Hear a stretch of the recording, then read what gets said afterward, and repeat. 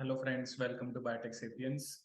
So in today's video, we'll discuss about the solutions of molecular biology of CSIR UGC NET September 2022 exam, and that is basically of morning shift. ठीक है, तो इस video के अंदर हम आपके जो मॉलिक्यूलर बायोलॉजी से रिलेटेड जो क्वेश्चंस आए हैं इस एग्जाम में उसको डिस्कस करेंगे. So the first question basically they asked about the identify the ribose conformation in the nucleotide shown below. ठीक है.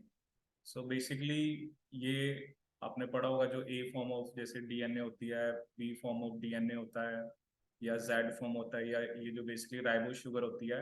So they have different type of conformations जो आपकी शुगर की. ठीक है, जैसे एक डायग्राम मैं पहले आपको शो करता हूँ.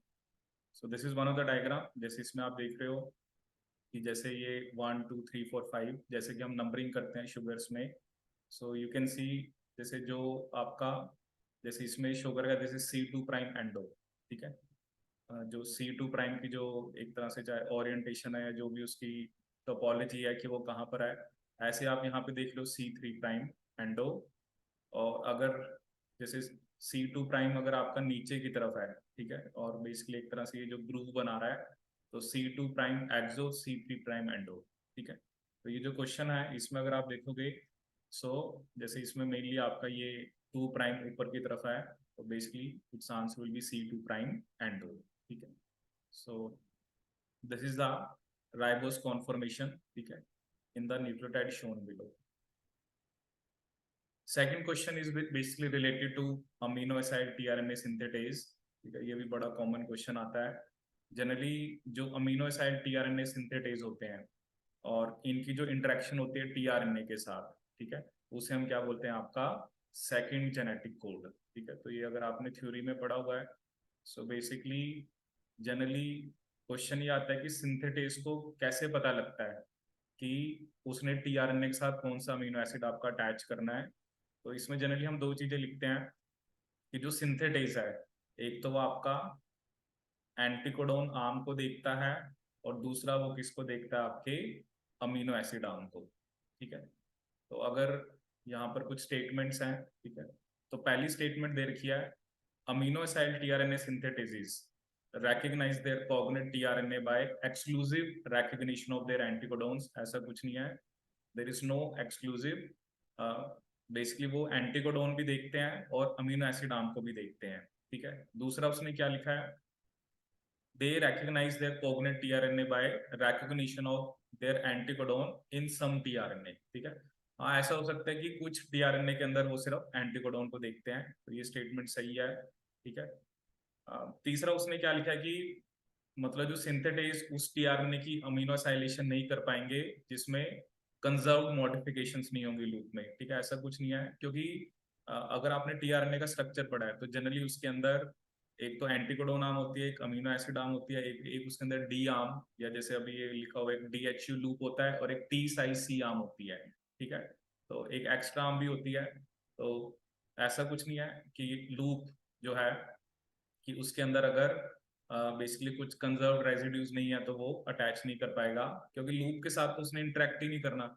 सिंथेटेज जो साइंटिस्ट ने इस चीज को देखा ना, तो सिंथेटेज जनरली एंटीकोडोन आर्म और अमीनो एसिड आर्म को देखता है. ठीक है, लास्ट स्टेटमेंट में उसने यही लिखा क्योंकि डीएचयू लूप या टी साइज सी आर्म या एक्स्ट्रा आर्म जो होती है उनके साथ इसकी कोई इंटरेक्शन नहीं है, तो उनके अंदर अगर कुछ कंजर्व मॉडिफिकेशन नहीं है तो इससे ये फर्क नहीं पड़ता कि सिंथेटेज टीआरएनए के साथ अमीनो एसिड आपका अटैच नहीं कर पाएगा. ठीक है, तो it is just basically the, तो एक्सक्लूसिव भी नहीं कहते हम कि एक्सक्लूसिवली एंटीकोडोन्स को रिकॉग्नाइज करता है, तो दोनों ही चीजें होती हैं. हाँ, कुछ टीआरएनए में वो सिर्फ एंटीकोडोन को देखता है. Moving on to the next question. So this was basically about histones. Histones के अलग अलग वेरिएंट्स आते हैं. ठीक है, चाहे वो H2A है, चाहे H2B है, H3 H4 है. ठीक है, तो कुछ स्टेटमेंट्स दे रखे हैं. पहली स्टेटमेंट ये थी कि हिस्टोन वेरिएंट सिर्फ H3 H4 के हैं, H2 H2B के नहीं है. ठीक है, तो मतलब तीनों स्टेटमेंट में लिखा हुआ है कि किसी के हैं किसी के नहीं है, बट ऐसा नहीं है. हिस्टोन वेरिएंट्स, ये एक लाइन अगर आपने पढ़ी हो कि हिस्टोन्स वैसे कंजर्व हमें हमें देखने को मिले हैं कि जब हमने बहुत सारे स्पीशीज को कंपेयर किया यूकैरियोट्स की, चाहे वो आपके एनिमल्स हैं प्लांट्स हैं, तो हिस्टोन्स जो थे वो काफी हद तक कंजर्व थे। बट ऐसा नहीं है कि वेरिएंट्स जो हैं, ठीक है, नो डाउट कम वेरिएंट्स हैं, बट वेरिएंट्स जो हैं वो सभी हिस्टोन्स के लिए रिपोर्टेड हुए हैं। नेक्स्ट क्वेश्चन ये बैक्टीरियल एप्लीकेशन से रिलेटेड है। ये बड़ा ही एक तरह से इजी क्वेश्चन था जिन्होंने इनिशिएशन पढ़ी है। तो इसमें पहली स्टेटमेंट ये थी, द रेट ऑफ, हमें इसमें इनकरेक्ट स्टेटमेंट बतानी है, the rate of forward movement of DNA by helicase along the template DNA increases 10-fold। ठीक है, कि जब हेलिकेज और पॉलीमरेज 3 की इंटरेक्शन होती है तो कह रहा है वो मूवमेंट जो है हेलिकेज की वो 10-fold इंक्रीज हो जाती है, thus ensuring that helicase does not move ahead rapidly without the polymerase। ठीक है, तो ये सही है स्टेटमेंट। तो the transient interaction of primase with helicase, जिसे हम प्राइमोसोम बोलते हैं, और उससे प्राइमेज की एक्टिविटी जो है वो 1000-fold बढ़ जाती है। ठीक है, डीएनए ही बैक्टीरिया में आपका प्राइमेज होता है, डीएनए भी आपका हेलिकेज होता है। The length of Okazaki fragment that is restricted to 1000 to 2000, this is also correct। ठीक है, यहाँ पर जो क्वेश्चन के अंदर गलत स्टेटमेंट थी, ठीक है, इससे पहले आपको पता होना चाहिए कि जो बैक्टीरिया के अंदर जैसे ओराइसी होता है उसमें आपके 245 बेस पेयर होते हैं, और इसमें दो टाइप ऑफ सीक्वेंस होते हैं इंटरेस्ट के। एक होते हैं आपके 9 बेस पेयर वाले 4 सीक्वेंसेस जिन्हें हम आर साइट्स बोलते हैं, और एक होते हैं 13 बेस पेयर वाले 3 सीक्वेंसेस जिसकी क्या होती है डीनेचुरेशन, जिसकी क्या होती है डीनेचुरेशन। ठीक है, सो तो बेसिकली यहाँ पर उसने दिया तो सही था कि 2 मोटिफ होते हैं, लेकिन उसने गलती क्या करी कि जो 9 बेस पेयर वाले हैं, ठीक है, उसको वो कह रहे हैं कि मतलब वो पहले क्या होते हैं सिंगल स्टैंडर्ड होते हैं। ठीक है, बेसिकली जो 9 बेस पेयर वाले होते हैं वहां पे डीएनए ए आके लगता है। ठीक है, तो मतलब इसने उल्टा लिखा था कि 9 बेस पेयर वाला की डीनेचुरेशन होती है और 13 वाले के साथ डीएनए लगता है। तो बस यही आपको मतलब इस पर्टिकुलर ऑप्शन के अंदर ये पॉइंट आपको कैच करना था। ठीक है, वो ठीक लिखा है इसमें कि 2 टाइप के मोटिव्स होते हैं, बट जो 9 बेस पेयर वाले होते हैं जिन्हें हम आर साइट्स बोलते हैं वहां पर आपका डीएनए ए लगता है, which is responsible for denaturation of DNA unwinding element, और वो डीएनए अनबाइंडिंग एलिमेंट ये आपका 13 बेस पेयर वाला होता है।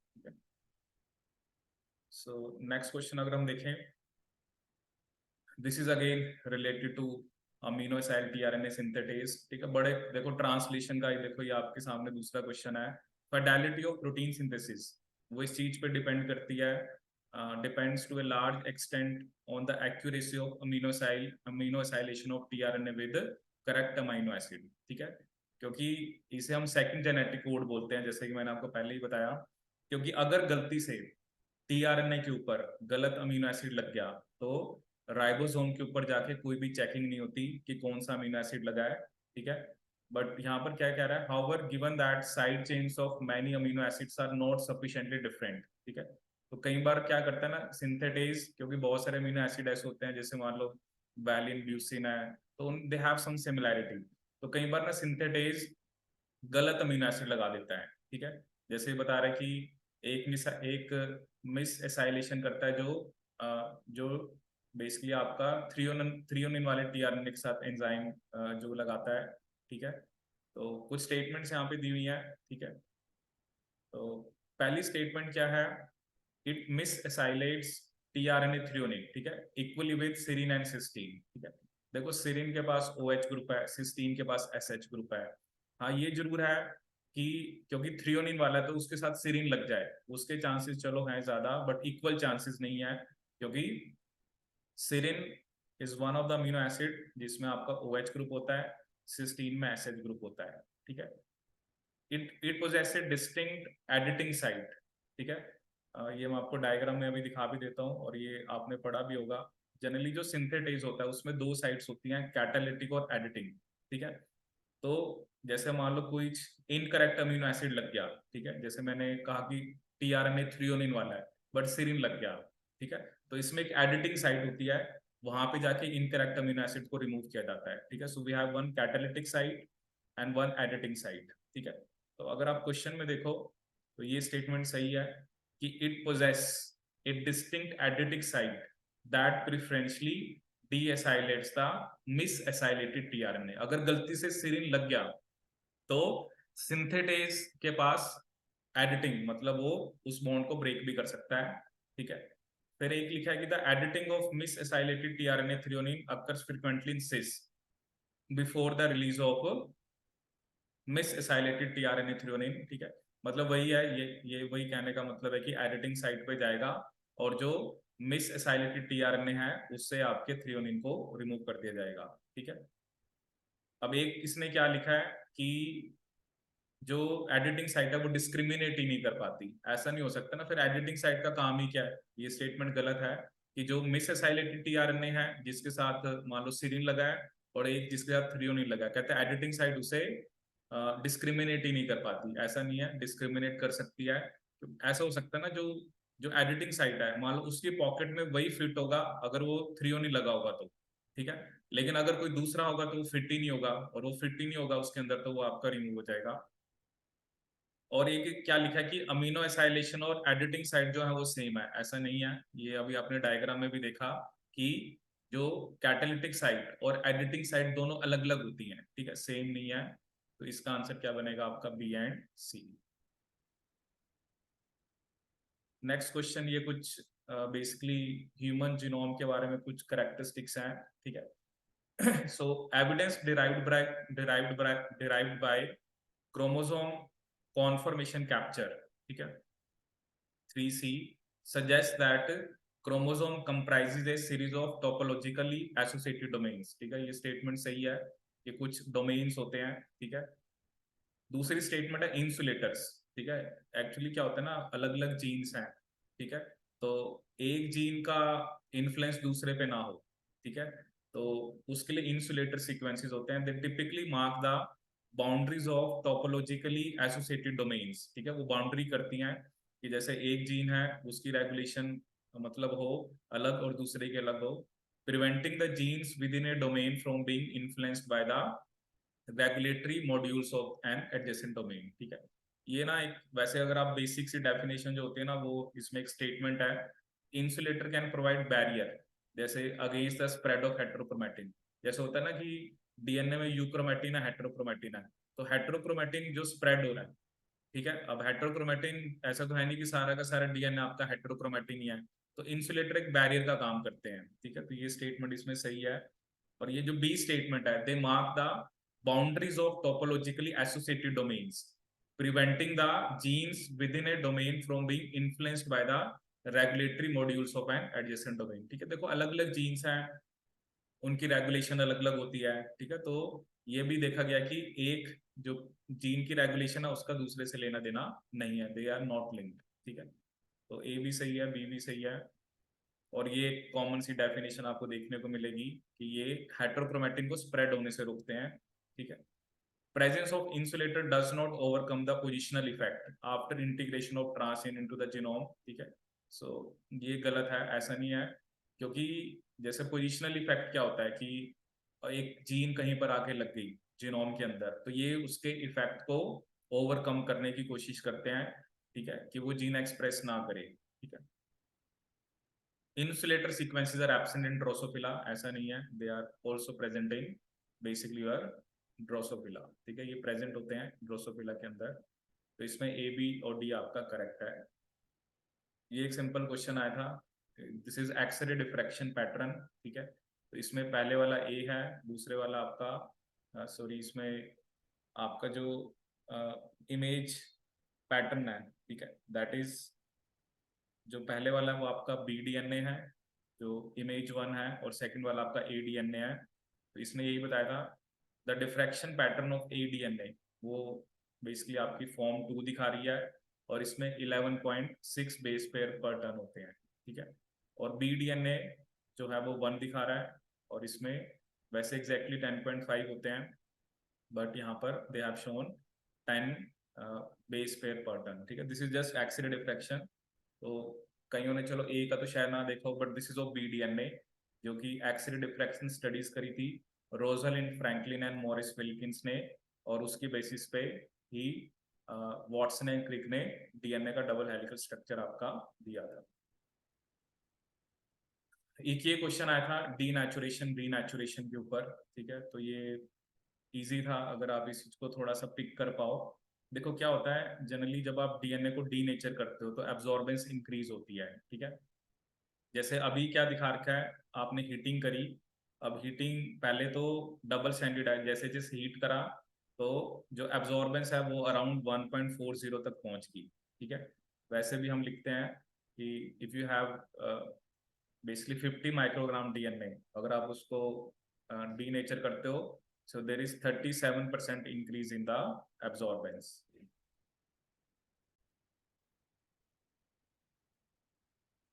So basically क्या हम डिस्कस करते हैं कि there is 37% increase in absorbance, ठीक है। अब वो क्या कह रहा है कि जब आप the percent of DNA that remains denatured, ठीक है, that remains denatured at 30 degree Celsius after cooling from 100 degree Celsius, ठीक है। अब देखो आप ये कूल कर रहे हो, तो कूलिंग करने के बाद जो एब्जॉर्बेंस आ रही है वो कितनी आ रही है आपकी, मतलब 1.10 से थोड़ी सी मतलब ज्यादा आ रही है, ठीक है। अब इसका क्या मतलब है, देखो 1 से 1.10, ठीक है, क्योंकि मैक्सिमम आपकी कहाँ तक पहुंची है 1.40 तक, तो 1.10, 1.20, 1.30 एंड 1.40, ठीक है। अब इसको मैं क्या मान सकता हूँ कि 1 से 1.10 का मतलब है कि 25% डीएनए मेरा डीनेचर हुआ है, ठीक है। अगर 1.20 ही तो 50%, 1.30 तो 75% और 1.40 तो 100%, ठीक है। तो अब जो कूलिंग के बाद आप 30 डिग्री सेल्सियस ये आपका टेम्परेचर है और ये आपकी वैल्यू है, मतलब दैट इज वो 1.10 से थोड़ी सी ज्यादा है। तो इसका क्या मतलब है कि जो डीएनए 30 डिग्री सेल्सियस पे जो डी नेचर्ड है वो आपका 25% से क्या है, ज्यादा है, ठीक है। मतलब अगर यही यही अगर 1.20 होता तो मैं 50% कहता, या 1.20 से थोड़ा ज्यादा होता तो मैं उसको ग्रेटर देन 50% कहता, ठीक है। तो इसका आंसर क्या है, ग्रेटर देन 25%, क्योंकि दिस पर्टिकुलर जो वैल्यू है वो 1.10 से थोड़ी सी ज्यादा है। So moving on to the next question. ये तो एक आपको एक फैक्ट ही याद रखने वाला है कि जैसे जब हम प्यूरिन न्यूक्लियोटाइड्स को बनाते हैं तो आईएमपी होता है जो कि प्रिकर्सर होता है एएमपी जीएमपी के लिए, ठीक है। IMP has the base hypoxanthine, ठीक है। अब वो कह रहे हैं कि अगर हाइपोजेंथिन जाके डीएनए में लग जाए तो क्या उसका पेयरिंग प्रेफरेंस का ऑर्डर होगा, ठीक है। हाइपोजेंथिन वैसे जो एडेनिन होता है उसकी डीएमिनेशन से बनता है, ठीक है ना। जनरली एडेनिन की डीएमिनेशन से क्या बनता है, हाइपोजेंथिन, या आप ऐसे भी कह सकते हो कि अगर आप हाइपोजेंथिन की एमिनेशन करा दोगे तो एडेनिन बन जाएगा, ठीक है। तो यहाँ पर उसने ना क्या पूछा था कि मतलब अब ए तो हमें पता है, ए ने तो अगर जो बेसिकली आपका ए है वो तो हमें पता है टी के साथ पेयर करता है, ठीक है। तो ये कुछ आपको फैक्ट याद रखना है कि जो हाइपोजेंथिन अगर डीएनए में आ गया, नॉर्मली डीएनए के अंदर एडेनिन होता है हाइपोजेंथिन नहीं होता, तो उसका जो प्रेफरेंस ऑर्डर है साइटोसिन, एडेनिन, थायमिन और फिर ग्वानिन, ठीक है। तो ये पेयरिंग पार्टनर्स बता रखे हैं, cytosine, adenine, thymine and guanine. Now this is basically एक ना अबॉर्टिव इनिशिएशन से रिलेटेड ये क्वेश्चन है। The initiation of transcription is a complex process involving promoter recognition. As we know, promotory वो sequence होता है जहाँ से हमारी transcription start होती है। Conversion of the initiation complex from closed to open form. फिर abortive initiation क्या होता है ना कि थोड़े थोड़े छोटे छोटे से RNA पहले बनते हैं, ठीक है। तो ये कुछ statements हैं, ठीक है, जो कि related to transcription initiation। तो पहली स्टेटमेंट है promoter escape in bacteria is usually accompanied by the release of sigma factor from the RNA polymerase holoenzyme complex, ठीक है। ये स्टेटमेंट सही है कि जो प्रमोटर एस्केप है, क्योंकि सिग्मा फैक्टर तो प्रमोटर पे ही लगाएगा, ठीक है, लेकिन अगर आरएनए पॉलीमरेज के साथ सिग्मा फैक्टर नहीं है तो बेसिकली वो प्रमोटर एस्केप कर जाएगा, ठीक है। abortive initiation results in abortive initiation events in prokaryotes results in the formation of short transcript that is approximately 10 and in eukaryote 75, ठीक है। ऐसा नहीं होता है, मतलब जैसे बैक्टीरिया में अप्रोक्सीमेटली 10 है तो यूकैरियोट्स में भी अप्रोक्सीमेटली इतना ही होता है, not 75. So this statement was incorrect. Promoter escape in eukaryote is accompanied by the phosphorylation of RNA polymerase large subunit on its CTD, ठीक है। अगर आपने पढ़ा है RNA polymerase की सबसे बड़ी सबयूनिट होती है RBP1, उसमें एक सीक्वेंस होता है YSPT SPS, ठीक है। तो उसकी फॉस्फोराइलेशन होने से प्रमोटर एस्केप होता है, तो ये स्टेटमेंट भी सही है, ठीक है। फिर उसने लिखा है कि promoter recognition in bacteria is governed by sigma factor which binds to the -10 and -35 regions of promoter followed by recruitment of pol 2, ठीक है। देखो RNA तो पॉलीमरेज तो बैक्टीरिया में वैसे भी एक ही होता है, तो उसमें तो वैसे भी आप कोई 1 2 3 की बात ही नहीं करते, ठीक है। तो बेसिकली जनरली सिग्मा फैक्टर काम प्रमोटर को रेकग्नाइज करना है, ठीक है। बट यहाँ पर हम जो ये अबॉर्टिव इनिशिएशन होते हैं उसके पीछे रीजन होता है प्रमोटर को एस्केप करना। तो बैक्टीरिया में वो एस्केप कैसे हो रहा है, basically by the release of sigma factor, और यूकैरियोट्स के अंदर बेसिकली क्या हो रहा है आपका phosphorylation of carboxy terminal domain. Next question हमारे पास है कि जो इंट्रॉन्स होते हैं they are not a part of process transcript, ठीक है। जो हम पढ़ते हैं कि कैपिंग फिर स्प्लाइसिंग, क्योंकि इंट्रॉन्स हट जाते हैं, ठीक है, क्योंकि they are not will be going to get translated, but they are important for several reason, ठीक है। तो ये कुछ स्टेटमेंट्स हैं which are made related to introns and that are crucial to cell survival, ठीक है।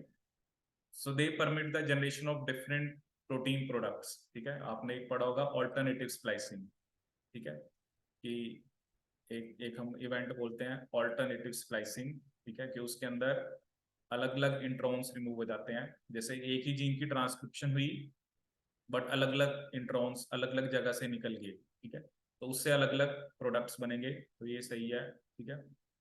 इंट्रॉन्स mRNA बनाते हैं, ठीक है, ये स्टेटमेंट भी सही है कि जनरली जो mRNA हम कहते हैं माइक्रो RNA, जो कि एक्सप्रेशन ऑफ जीन को रेगुलेट करता है, ये भी सही है। दे ऑफन एनकोड पेप्टाइड्स, ये गलत है। इंट्रॉन कोई पेप्टाइड नहीं बनाएगा, ठीक है, तो वो कोई पेप्टाइड नहीं बनाता, ठीक है। They promote export of certain mRNA, ठीक है, कि ये कुछ mRNA के एक्सपोर्ट में हेल्प करते हैं through the recruitment of transport proteins by exon junction complex, ठीक है। मतलब कुछ इंट्रॉन्स हमें इस चीज में हेल्प करते हैं कि mRNA जो है वो, क्योंकि mRNA को हमें एक्सपोर्ट कराना है, ठीक है। They play role in mRNA surveillance through the modulation of nonsense mediated mRNA decay, ठीक है। तो बेसिकली एक तरह से जो नॉनसेंस मेडिएटेड mRNA डीके होता है उसको भी ये मॉड्यूलेट कराते हैं, ठीक है। तो इसमें ए बी डी और ये आपके क्या है, करेक्ट है, ठीक है। तो they are not going to encode for any protein, so ये स्टेटमेंट आपकी गलत है। नेक्स्ट क्वेश्चन है कि कुछ क्रोमैटिन रीमॉडलिंग की स्टेटमेंट्स हैं, ठीक है। तो एक स्टेटमेंट है कि क्रोमैटिन रीमॉडलिंग ये alter sources like the nucleosome but can not displace it, ऐसा नहीं है, क्योंकि अगर आपने पढ़ा है हिस्टोन्स के बारे में तो H3H4 वाला ही आपका स्टेबल होता है। H2A जो H2B डाइमर्स होते हैं वो डिस्प्लेस हो सकते हैं, तो ये गलत है। एनर्जी ड्राइवन होता है क्रोमैटिन की रीमॉडलिंग, ये सही है। हिस्टोन एसिटाइलेशन एक रिवर्सिबल प्रोसेस है, क्योंकि जब हिस्टोन की एसिटाइलेशन होता है तो जो आपका जीन है वो एक्सप्रेस करता है, और वी कैन से कि जो डीएनए है वो आपका बेसिकली वो किस फॉर्म में रहता है आपका, that is basically in the form of euchromatin, ठीक है। In general basically core histones की जो एसिटाइलेशन है उससे डीएनए और हिस्टोन्स की जो एफिनिटी है नो डाउट वो कम हो जाती है, क्योंकि हिस्टोन के पॉजिटिव चार्ज को आप इससे खत्म कर रहे हो, बट दैट इज बेसिकली, लेकिन इसने ये लिखा ना कि उससे ट्रांसक्रिप्शन रिप्रेस हो रही है, नहीं, ये जो मॉडिफिकेशन होती है acetylation of lysine, methylation of lysine, phosphorylation of serine, ठीक है, मोस्ट ऑफ द केसेस में ये ट्रांसक्रिप्शन को आपकी एक्टिविटी कराती है, ठीक है, तो ये भी गलत है। ये एक स्पेसिफिक इसने फॉस्फोरिलेशन बता रखी है H2O की, and that is associated with transcription repression, ठीक है। ये तो पूरा एक टेबल होता है, तो उसमें आपको ये याद रखना होता है कि कौन से हिस्टोन के अंदर कौन से अमीनो एसिड की मॉडिफिकेशन जो है वो एक्टिवेशन करा रही है या रिप्रेशन करा रही है, ठीक है। तो डी तो इसमें बिल्कुल ही गलत है, ए भी गलत है, तो ऑब्वियसली वैसे भी एक ही ऑप्शन बचेगी, that is B, C and D. तो इस टाइप के क्वेश्चन में होता है कि ना थोड़ा सा आप इफ यू नो वन और टू स्टेटमेंट्स, फिर आप उसको देखो, जैसे मान लो आपको पता है ए गलत है, ठीक है, आपको डी भी पता लग गया गलत है, तो ऑब्वियसली आपकी बाकी तीन ऑप्शन तो वैसे ही चलेगी। कई बार एक आधी स्टेटमेंट नहीं भी पता, but still you will be able to do the answer. Next question देखें तो ये है नॉन सेंस म्यूटेशन। ठीक है, देखो कई बार क्या होता है ना, जैसे आप पढ़ते हो कि दो तीन जीन्स एक साथ होती हैं, ठीक है, मान लो हमने कह दिया 1 2 3, तो कई बार क्या होता है एक जीन के अंदर मान लो बीच में नॉन सेंस म्यूटेशन आ गई। नॉन सेंस म्यूटेशन का मतलब स्टॉप कोडॉन आ गया, तो उससे आगे वाली जो जीन्स हैं उनकी ट्रांसलेशन नहीं हो पाएगी। ठीक है, ट्रांसक्रिप्शन तो हो जाएगी बट ट्रांसलेशन नहीं हो पाएगी। A nonsense mutation in the protein coding region of an upstream gene of a group of genes in an operon often leads to the depletion of downstream gene product। ठीक है, जैसे बड़ा एक basic example भी हम लेते हैं, जैसे मान लो ZYA, ये तीन जीन्स होती हैं। Z बनाती है बीटा गैलेक्टोसाइडेज, ये लैक परमिएज, ये ट्रांस एसिटाइलेज। अगर बीटा गैलेक्टोसाइडेज वाली जीन के अंदर मान लो क्या होगी आपकी नॉन सेंस म्यूटेशन, ठीक है, तो आगे वाले प्रोडक्ट बनेंगे ही नहीं, क्योंकि नॉन सेंस म्यूटेशन का मतलब है कि एमआरएनए में स्टॉप कोडॉन आ गया। ठीक है, और उसने क्या बोला है कि अगर ऐसे if 3 or 4 genes are basically they are transcribed all together, translated all together, लेकिन अगर किसी भी जीन में म्यूटेशन आ जाती है, जैसे फर्स्ट वाले में आ गई, अगर फर्स्ट वाले में आई तो आगे वाले नहीं बनेंगे, मतलब जो उसके डाउनस्ट्रीम जीन्स हैं उनकी आ, उनके प्रोडक्ट्स आपके नहीं बनेंगे। ठीक है, तो कुछ स्टेटमेंट्स यहाँ पे दिए हैं। पहली स्टेटमेंट उसने क्या दिया है, it occurs primarily because the termination codon generated in the upstream open reading frame leads to termination of protein synthesis, depleting the ribosome for translation of the downstream ORF, but does not affect the process of transcription। ठीक है, तो ये ना कुछ research based ही है, तो इसमें आप ए और सी स्टेटमेंट को अगर आप कंपेयर करोगे तो इसमें तो वो कह रहा है कि ट्रांसक्रिप्शन जो है वो अफेक्ट नहीं होती। ठीक है, लेकिन सी स्टेटमेंट में क्या है, टर्मिनेशन कोडॉन आने की वजह से they may deplete the ribosome that travel down the downstream ORF। The depletion of ribosome downstream of the nonsense mutation also allows, जो वो कह रहे हैं कि ना मतलब ट्रांसलेशन तो आगे होनी नहीं है क्योंकि आपकी स्टॉप कोडॉन पे रुकी। अब आगे जब, क्योंकि वैसे तो राइबोसोम को आगे की तरफ मूव करना था, क्योंकि बैक्टीरिया में एक खास बात होती है कि transcription and translation are coupled, कि ट्रांसक्रिप्शन आगे आगे ट्रांसलेशन पीछे पीछे। लेकिन जैसे ही एक फर्स्ट जीन में जैसे स्टॉप कोडॉन आ गया तो राइबोसोम तो वहां पे रुक गया, क्योंकि टीआरएनए नहीं है, स्टॉप कोडॉन के लिए टीआरएनए नहीं होता, तो उसकी वजह से रो फैक्टर वहां पे आके लग जाता है और वो ट्रांसक्रिप्शन को ही टर्मिनेट करा देता है कि आगे ट्रांसक्रिप्शन भी ना हो। ठीक है ना, आगे ट्रांसक्रिप्शन को भी नहीं होने देता। तो इस केस में ये, चाहे आप इसको रिसर्च बेस्ड लगा लो या जो भी स्टडीज के बेस पे है, तो नॉर्मली तो हम ये कहते हैं ना कि ट्रांसक्रिप्शन तो होनी चाहिए, ये तो ट्रांसलेशन रुकी है। ठीक है, लेकिन बैक्टीरिया में ट्रांसक्रिप्शन आगे आगे ट्रांसलेशन पीछे पीछे, तो जैसे होता है ना, मतलब ट्रांसक्रिप्शन थोड़ी सी चलो आगे की तरफ चली गई लेकिन राइबोसोम बहुत पीछे रह गया, तो उस केस में रो फैक्टर आके लग जाता है जो प्री मैच्योर टर्मिनेशन करा देता है। ठीक है, और दूसरा इसमें स्टेटमेंट था कि the phenomena of polar effect of mutation occurs only in the operons where the point mutation lead to creation of nonsense mutation also leads to formation of stem loop structure। ठीक है, तो मतलब रो independent termination तो उस case में नहीं होगी क्योंकि रो फैक्टर तो आना ही पड़ेगा। एक स्टेटमेंट है कि एक होता है सप्रेसर टीआरएनए, जो कि आपका नॉनसेंस जो कोडोन होता है उसको भी रिकॉग्नाइज कर लेता है। तो क्या लिखा है कि presence of suppressor tRNA reading the nonsense codon generated by mutation is essential for causing A polar effect of mutation. ठीक है, अगर तो सप्रेसर टीआरएनए आ गया ना, क्योंकि सप्रेसर टीआरएनए के एंटी कोडोन के अंदर ऐसी म्यूटेशन होती है कि वो स्टॉप कोडोन को रिकॉग्नाइज कर लेता है, तो सप्रेसर टीआरएनए अगर आ गया तो वो नॉनसेंस जो कोडोन था, ठीक है, जो उसके जो इफेक्ट है उसको डिमिनिश कर देगा। ठीक है, ये जनरली अगर आपने इस चीज के बारे में पढ़ा हो कि जनरली टीआरएनए के अगर एंटी कोडोन में ऐसी म्यूटेशन हो जाए कि वो स्टॉप कोडोन को भी रिकॉग्नाइज कर ले, तो उस केस में आपका जो पोलर इफेक्ट ये था उसका जो कॉन्सिक्वेंस है वो डिमिनिश हो जाएगा। ठीक है, so this is basically A question based on nonsense mutation. So this is we have all from your this part. तो आप देख रहे हो, so जो भी आपका मॉलिक्यूलर बायोलॉजी पार्ट है उसमें न्यूक्लिक एसिड्स पे भी क्वेश्चन आया हुआ है. We have seen questions on replication, transcription, translation and operon. ठीक है, तो ये तो वैसे बहुत इंपॉर्टेंट यूनिट है. और नो डाउट कुछ क्वेश्चन जैसे दे आर वेरी लाइक कई बार डीप भी आते हैं, but if you have good understanding, so you can score very good in molecular biology. Thank you so much.